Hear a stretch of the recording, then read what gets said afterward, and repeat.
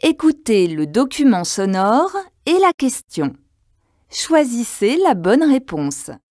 Je crois qu'il y a un certain nombre de parents qui aujourd'hui se rendent compte qu'il faut aussi qu'on propose aux enfants autre chose que les mini-films sur les mini-tablettes et qu'il faut qu'on leur montre que le cinéma, ça se passe dans une salle noire, sur un grand écran, avec un son qui est de qualité. Il faut qu'on forme les enfants à l'image, qu'on les éduque à l'image, mais c'est tout simplement leur montrer de beaux films. Que souhaite faire cette intervenante pour les enfants ? Écoutez le document sonore et la question.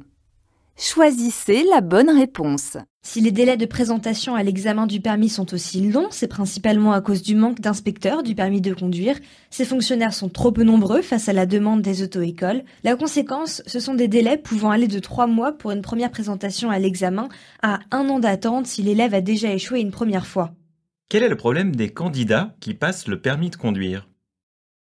Écoutez le document sonore et la question. Choisissez la bonne réponse.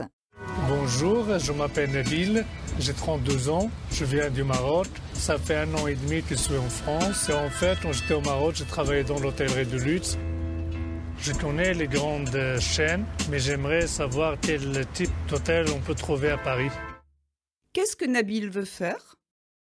Écoutez le document sonore et la question. Choisissez la bonne réponse. Certains médicaments vendus même sans ordonnance peuvent être dangereux pour la santé. Lesquels en particulier ? Comme vous pouvez le voir, c'est difficile de catégoriser et ils ont tous des effets secondaires. Donc en fait, un bon médicament a une indication précise pour une pathologie et c'est pour ça qu'il faut consulter le médecin avant. On ne prend jamais un médicament à la légère. Non, même les plus simples peuvent être toxiques. Selon cette intervenante, que faut-il faire pour prendre un médicament sans risque ? Écoutez le document sonore et la question. Choisissez la bonne réponse. On disait oui, il faut surtout pas faire du sport le soir parce que ça empêche de dormir. En fait, il y a des études qui montrent que c'est vrai que ça augmente un peu le délai d'endormissement, mais par contre que ça augmente le temps total, la durée du sommeil et que ça diminue les éveils nocturnes. Donc le fait de faire du sport le soir finalement permet très souvent d'améliorer finalement son sommeil et donc c'est parfait pour les adeptes du jogging ou de salle de fitness à 20h après le travail. Qu'explique l'intervenant ? Écoutez le document sonore et la question. Choisissez la bonne réponse. L'association Lire et Faire Lire permet à des retraités de lire des histoires à des collégiens, car la lecture commence toujours par la voix. Luc, 70 ans, ancien cadre chez France Télécom et bénévole depuis plus de 10 ans. Chaque mercredi, il lit à voix haute au collège Pierre de Guetter à Saint-Denis, dans une classe relais qui accueille des élèves en échec scolaire. Quel est l'objectif de l'association Lire et Faire Lire ? Écoutez le document sonore et la question. Choisissez la bonne réponse. Aujourd'hui, nouveau mot, nouveau concept pour certains, le vélo taf, c'est-à-dire aller taffer à vélo, aller travailler à vélo. Toutes les grandes villes développées veulent intégrer désormais le vélo comme mode de transport urbain. En chiffres, ça reste marginal, mais la progression est importante, notamment par exemple dans certaines villes américaines où la voiture était reine. Et le vélo intéresse aussi timidement les Coréens, les Chinois, notamment pour le dernier kilomètre après les transports publics en Chine. De quoi parle la journaliste ? Écoutez le document sonore et la question. Choisissez la bonne réponse. Et de quel métier vous rêviez quand vous étiez enfant ou adolescent ? Bon, moi, dans un premier temps, quand j'étais étudiant, ce que j'avais pour objectif jusqu'en 2013, c'était de finir mes études en gestion, d'être un docteur en gestion et d'enseigner à l'université. Mais en 2014, il y a eu un phénomène quand même qui m'a poussé à quitter l'université. J'étais en Master 2 déjà, parce que j'avais suivi un film de Ashton Kutcher sur Steve Jobs. Le fondateur d'Apple. Ouais, le fondateur d'Apple. Il y a une passion quand même qui m'a poussé à me lancer dans l'entrepreneuriat. Qu'apprend-on sur ce jeune homme ? Écoutez le document sonore et la question. Choisissez la bonne réponse. Ce n'est pas l'explosion du trafic qui nous inquiète. Le trafic aérien va doubler dans les 20 ans à venir. Il y aura en 2037 2 fois plus d'avions et 2 fois plus de passagers qu'aujourd'hui, quoi qu'il advienne. Ça ne nous inquiète pas. Ce qui nous Ça, inquiète... c'est un fait. De toute façon, on ne pourra pas revenir là-dessus. Hein. Non, non. Sauf à interdire l'avion, carrément, partout dans le monde. Ce qui va être un petit peu compliqué. Ce qui nous inquiète, en revanche, c'est la contribution du transport aérien au réchauffement climatique et le fait que les transporteurs aériens sont un petit peu réticents à prendre des dispositions pour avoir un transport aérien neutre en carbone. Que reproche l'intervenant aux transporteurs ? Écoutez le document sonore et la question. Choisissez la bonne réponse. Chaleur, sécheresse, pluie, vent, tous ces aléas climatiques ont une influence sur nos comportements. Dans les entreprises, on travaille mieux les jours de pluie. Un magasin où il fait trop chaud rend son personnel désagréable, irascible avec ses clients. Et surtout, pour une grande partie de la consommation, le soleil ou le froid pèsent sur le chiffre d'affaires. Et en ce début de changement climatique, nous n'avons encore probablement rien vu. Quel est le problème évoqué par la journaliste ? Écoutez le document sonore et la question. Choisissez la bonne réponse. Il y a un auditeur disait qu'on passait beaucoup de temps à lire et à écrire quand on est enfant et quand on est jeune sur des écrans. C'est vrai. Pour autant, tout ce qu'on lit n'a pas forcément ne véhicule pas forcément la même chose. L'écriture et la lecture de communication ne véhiculent pas la même chose que la lecture de connaissances ou la lecture de l'imaginaire. Et pour moi, il y a absolument besoin de l'ensemble. Il y a besoin de savoir tricoter l'ensemble.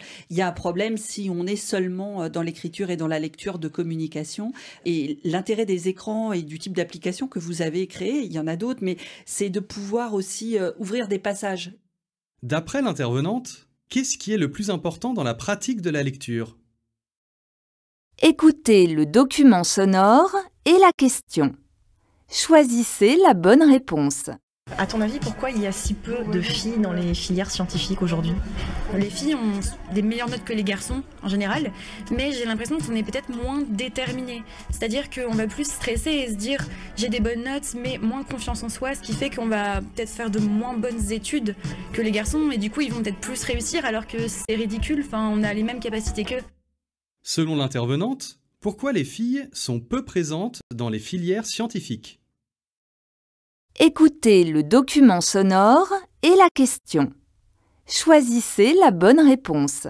C'est vrai que quand on parle de zéro déchet, c'est un peu trompeur. Le terme est un peu trompeur. Le compost et le recyclage, c'est super. Mais en fait, ce qu'il faut que les gens vraiment intègrent, c'est qu'il y a des solutions beaucoup plus efficaces que ça. Et la solution, c'est la réduction des déchets. Par exemple, les pailles. Donc ici, c'est vrai qu'il y a des pailles partout. On va au restaurant, on a des pailles automatiquement sans rien demander. Il y a une interdiction qui vient d'être passée par la ville de San Francisco. Et donc, ce qu'on voit, c'est du coup des alternatives, des pailles compostables. Bon, on se dit, ok, c'est compostable, c'est bien. Mais est-ce qu'on a vraiment besoin d'une paille à la base ? Que propose cette journaliste ? Écoutez le document sonore et la question. Choisissez la bonne réponse. Ce qui est très compliqué, c'est qu'au départ, le rock, c'est une musique de rébellion, c'est une musique qui est vraiment en opposition avec l'ordre établi, avec le système. Mais avec le temps, cette musique est devenue grand public, est devenue mainstream. Donc aujourd'hui, on n'a plus cette espèce d'impulsion comme ça qui vient d'en bas, qui peut faire du rock and roll une musique qui permet de se libérer. Donc c'est devenu quelque chose de très consensuel. C'est là où la musique urbaine, ou le rap, le hip-hop a pris de l'importance parce que le hip-hop a remplacé le rock dans cette fonction comme ça de libération de la jeunesse. Selon ce spécialiste, comment définir le rock au XXIe siècle ? Écoutez le document sonore et la question. Choisissez la bonne réponse. En tout, 22 millions d'enfants, principalement dans les pays en développement, ne sont toujours pas vaccinés contre les maladies courantes. Pourquoi ? D'une part, d'abord que quand nous faisons les enquêtes de couverture, nous voyons qu'il y a un grand écart avec les données de couverture administratives. Par exemple, pour le vaccin contre la rougeole, qui tournait autour de 89%.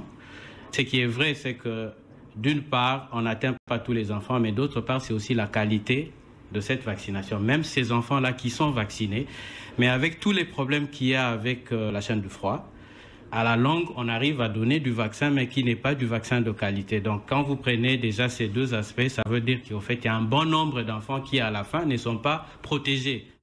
Selon cet intervenant, quel est l'un des problèmes de la vaccination ? Écoutez le document sonore et la question.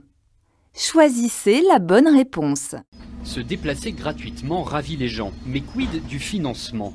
Comme partout en France, les entreprises de plus de 11 salariés paient une taxe sur les salaires, le versement transport, 1,55% à Dunkerque, ce qui représente la moitié du coût global des transports publics. Lors du passage à la gratuité, cette taxe n'a pas augmenté. C'est la communauté urbaine qui assume le surcoût. Patrice Vergrit, maire de Dunkerque et président de la communauté urbaine. Nous n'avons pas pris la décision d'augmenter la fiscalité ni pour les entreprises ni pour les ménages. C'est bien par un choix politique qu'on a souhaité faire la gratuité du transport collectif et la modernisation du réseau. Qu'est-ce qui a rendu possible la gratuité des transports à Dunkerque ?